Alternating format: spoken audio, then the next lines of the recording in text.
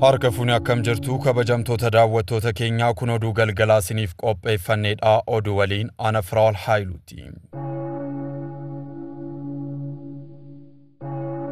Godina Arsii Bahaatti jechaan kiristaanotaa fi ukkaanfamuun dargaggoota ammas cimee akka itti fufee amantoonni naannichaa ibsan. Sadaasa tokko bara araaraa 2018 bakki addaa naannoo Xalataa Qulqulluu Gabriel jedhamutti ganama keessaa naannoo sadiitti ortodoksonni sadii osoo midhaan aayidaa yookiin dhahachaa jiranii rasaasaan tumamanii yakka isaanii malee akka ajjeefaman odeeffannoon iddicharraa arganne ni mul'isa.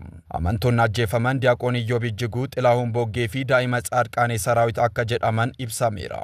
Sirni awwaalcha isaanii mana kiristaanaa Xalataa Qulqulluu Gabrielitti sadaasa tokko bara araaraa 2018 guyyaa keessaa torbatti raawwatameera. Dabalataanis ajjechaa kiristaanotaa kana dura raawwataniin odeeffannoo kennitaniittu jechuudhaan dargaggeeyyiin ortodoksii naannichaa gara naannoo hin beekamneetti hidhamanii fudhatamaa akka jiran amantoonni televezyiinii waldaa qulqullootaaf himaniiru. Iddicharraa qaamonni seeraa jiraatanis gochi alnamummaa ukkaamsaa fi ajjechaa cimee itti fufuu isaa odeeffannoon argannes ni mul'isa. Waa'ee dhimmicha odeeffannoo dabalataa gaafachuuf caasaa mana kiristaanaa kan ta'e gara hojii gaggeessaa kutaa lallabichaa fi hoogganaa kutaa nageenya godinichaa irratti deddeebiidhaan bilbilus carraaqqii argachuuf taasifnee osoo hin milkaa'in hafeera. Kanumaan wal qabatee yeroo ammaa dubartootaa fi daa'imman gara iddoo irreechaa jedhamutti dheeffaa akka jiran odeeffannoon arganne ni mul'isa.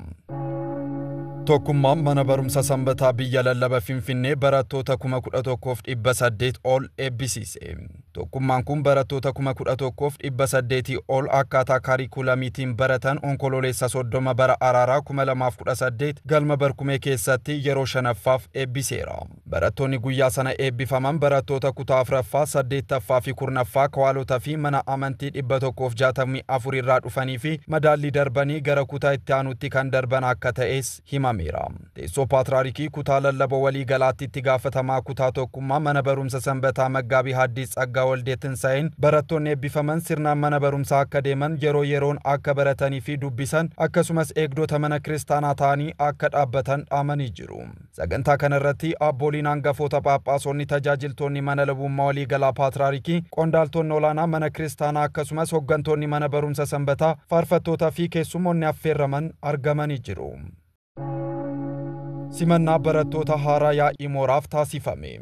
Yuunivarsiitii Walaayittaa Sooddoo yaa'ii mooraa guddichatti barattoonni waggaa tokkoffaa fi barattoonni kolleejjii qonnaa waggaa tokkoffaa fi sanaa ol mooricha keessa turan sagantaa simannaa barattoota yaa'ii mooraa bara araaraa 2018 gaggeessaniiru. Sagantaa kanarratti barattoonni turtii yuunivarsiitii fi kolleejjii keessatti tajaajila yaa'ii mooraa irratti dammaqinaan hirmaachuu fi jireenya afuuraa isaanii cimsuu akka qaban ibsamee jira. Oduma walqabatuun giddugalichi leenjifamtoota baganaa eebbisiisee jira. Giddugalli tajaajila wangeelaa fi yeedaloo wiirtuu Walaayittaa marsaa 10ffaa gamoo guddicha mana qulqullummaa kan ta'e Kawaalaa Abuna Takla Hayimaanoot Walaayittaa Sooddoo keessatti leenjifamtoota baganaa onkololeessa 30 bara araaraa 2018 eebbisiiseera. Sagantaa eebbaa kanarratti hangafa Phaaphaasii biyya lallaba Walaayittaa eebbifamu Abuna Yisaaq, hayyoonni mana kiristaanaa, maatii eebbifamtootaa fi keessummoonni affeerraman akka argaman odeeffannoon giddugalacharraa argame ni mul'isa. Giddugalli Saqoxaa hojii gaggeessitoota wiirtuuwwan aanaaf leenjii kenne. Giddugalichi onkololeessa 28 irraa eegalee guyyoota sadiif walitti aansuun hojii gaggeessitoota 55 ol ta'an wiirtuuwwan garaagaraa irraa sassaabamaniif leenjii kenneera. Leenjichi irra caalaa jijjiirama dhaabbilee haaraa hojiirra oolchuu fi karoora bara araaraa 2018 raawwii fooyya'aa ta'eef hubannoo waliigalaa galmaan ga'uuf kan kaayyeeffate ta'uu isaa dura ta'an giddugalichaa obbo Fantaalam Saggad himanii jiru. Hojii gaggeessaan mana lubummaa aanaa hundi keenya tajaajila tokkoof leenjiirra waan jirruuf luboota aanaa waliin tajaajiluu fi gargaaruu akka qabnu cimsanii dubbatanii jiru. Odeeffannoon kan waldaa qulqullootaa giddugala Soqoxaati. Oduma walqabatuun giddugalli Dabra Taaboor onkololeessa 28 hanga 30 bara araaraa 2018tti hojii gaggeessitoota 71 wiirtuuwwan aanaa 13f leenjii fi sagantaa marii qopheessee akka ture odeeffannoon giddugalicharraa arganne ni mul'isa. Kaayyoon sagantichaa inni guddaan karoora bara araaraa 2018 hojiirra oolchuu fi wiirtuuleen aanaa dhimmoota adda addaa irratti muuxannoo akka waliif qoodan taasisuuf ture. Eebbifamoon Abuna Xiimotewos dursa caasaa ijaaruun barbaachisaa ta'uu ibsan. Eebbifamummaan isaanii kan kana dubbatan yaa'ii hafuuraa waliigalaa 22ffaa biyya lallaba kan baata Halaabaa fi Xambaarroo gaggeeffamaa jiru hordofuun ture. odeeffannoon biyya lallaba irraa arganne akka agarsiisutti biyyi lallaba gabaasa raawwii karoora bara araaraa 2017 fi gabaasa raawwii karoora manneen amantaa aanaa isaa jala jiran yaa'ii kana irratti dhiyeessee jira. Kana malees bulchiinsa gaarii wangala babal'isuu misooma ofiin of danda'u guddisuu fi dhimmoota biroo irratti yaadonni ka'anii mari'ataniiru.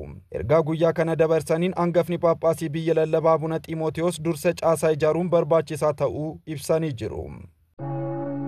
Egaa kabajamtoota daawwattoota keenyaa oduu galgalaa isiniif qopheeffanne kanumaan goolabama.